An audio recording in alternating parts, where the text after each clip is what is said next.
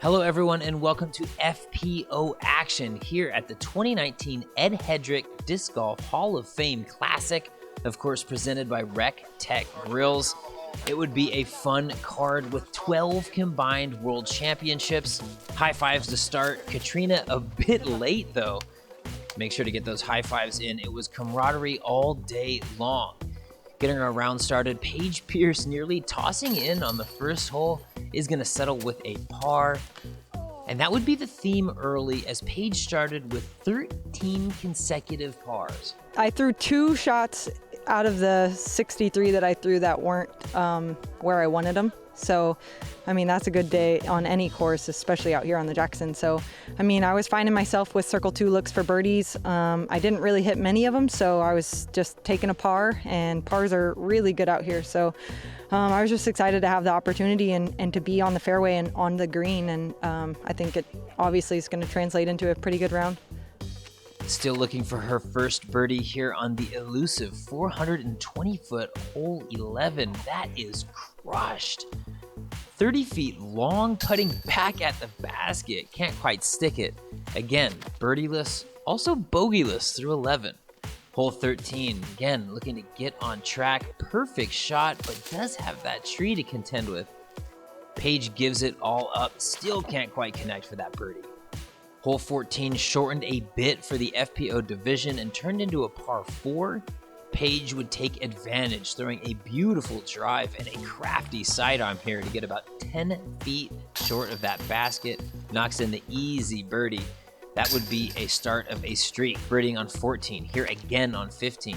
She would miss 16, but 17 is pured. That is a crush of a drive, leaving pretty simple approach with that putter. Paige would be able to finish birdie en route to a 1019 rated round. It was, I think, my best round of the year. I don't know what stats are going to tell you, but the disc went where I wanted to on every shot but 2. Like you said, I just felt dialed. Maybe just my practice this week felt really good. I played with Kona and Haley Childs, and both of them are super encouraging, and also it feels like I'm learning when I'm playing with them, you know. So I felt like a lot of insight after my practice rounds, and I just felt confident. Next player in line, Sarah Holcomb, sidearm specialist, would get her round started with a bang on hole 2. Traditionally a backhand hyzer, she would throw that sidearm to about 60 feet, smashes the putt, no problem. That is what you like to see early if you are going to chase down Miss Paige Pierce. Putter was on all day here, knocking in another one from outside the circle on hole 4. And yet another connection here on hole 8. The putter was here to play. No woods round is complete without a flick roller though. Here on hole 9 she escapes and knocks in the putt. Yeah, I feel pretty good about it. My game feels good, putts feel good.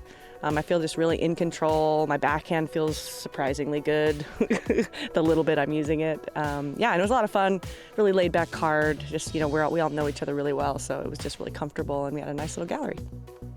Holcomb was a relatively clean, even par through the front 9 here. Left to right bender though, Sarah looks to get on the board.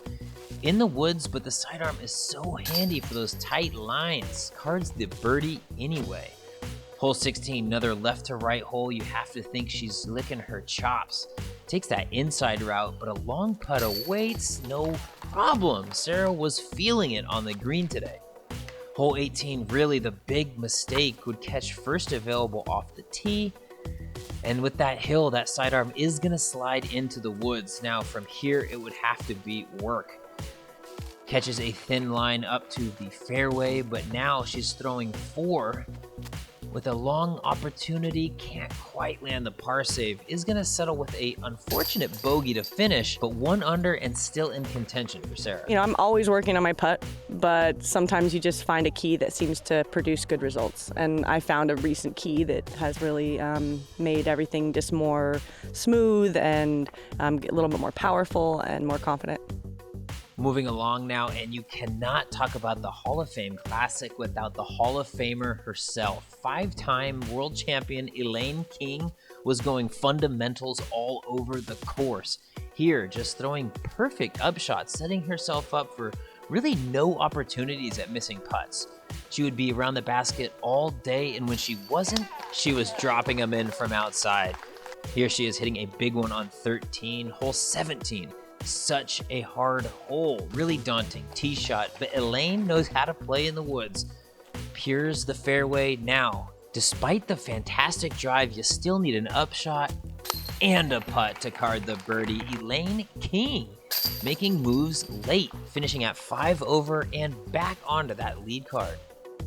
Katrina Allen, really the big question mark late in the season is the putting, but today, from early on, it was clear that that is a thing of the past. She would be putting it in the basket from all over. Here on 15 though, she's gonna show off that strength, absolutely crushing this drive, almost getting pin high, throwing laterally back at the pin, almost tosses it in, has a little bit of a comebacker. That's the Katrina we know and love, sticks it in the heart of the chains. Hole 16 primed for a beautiful turnover, and that is what Katrina does best, weaving through the trees. And again, firm, committed putt. That's a birdie on a tough hole 16. Coming back at 17, no problem. Camera's in her face, but still saves the par. Katrina would take a bogey late here on 18, dropping her to 5 over. Top of that chase card, as you can see, Paige Pierce, Sarah Hokom, Jessica Weiss joining Elaine King on that lead card action. Thank you so much to everyone following along. Make sure to check out all the content produced from each of our media producers this weekend at the 2019 Hall of Fame Classic.